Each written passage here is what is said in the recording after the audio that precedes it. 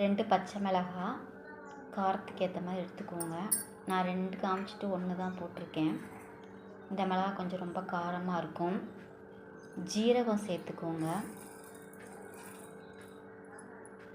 நீங்கள் இதை அரைக்கிறப்பயே பார்த்தீங்கன்னா ஸ்மெல்லு பயங்கரமாக பல்லாவரத்துலேருந்து தாம்பரம் வரைக்கும் வீசுங்க. உண்மையிலே சொல்கிறேன், அரைக்கிறப்ப நீங்கள் ஃபீல் பண்ணுவீங்க. கொஞ்சமாக மஞ்சத்தூள் போட்டுக்கோங்க.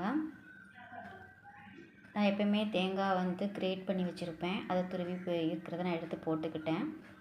தயிர் கட்டியாக இருக்கிற மாதிரி எடுத்துக்கோங்க, புளிக்கக்கூடாது. அதுதான் இந்த மோர் குழம்புக்கு ஒரு ஸ்பெஷாலிட்டி. உப்பு நான் இப்போயே சேர்த்துக்கிட்டேன். சேர்த்து நல்லா ஃபைன் பேஸ்ட்டாக அரைச்சிருங்க. எப்பயுமே இந்த தேங்காய் ஐட்டம் போட்டு ஏதோ செய்கிறோம் அப்படின்னா தேங்காய் எண்ணெய் யூஸ் பண்ணுங்கள். சீசனிங்க்கு சூப்பராக இருக்கும். கடலெண்ணெய் வச்சு ஏதாவது பண்ணுறீங்கன்னா அதுக்கு ரிலேட்டடாக கடலை ஏதாவது பண்ணிட்டீங்கன்னா அதை யூஸ் பண்ணுங்கள். அப்புறம் எல்லா இதுக்குமே இந்த கருவேப்பிலை கொத்தமல்லி கொஞ்சம் அதிகமாகவே ஆட் ஆன் பண்ணுங்கள். தண்ணி இப்போயே சேர்த்தாலும் சரி, இல்லை அதில் நீங்கள் மிக்ஸ் பண்ணதுக்கப்புறம் கடாயில் ஊற்றினாலும் ஓகே தான். தேங்காய் எண்ணெய் ஊற்றிக்கோங்க. கடுகு, உளுந்தம்பருப்பு போடணுன்னா போடுங்க, நான் போடலை. சிலருக்கு பெருங்காயத்தூள் பிடிக்கும் அப்படின்னா பெருங்காயத்தூள் போடுங்க.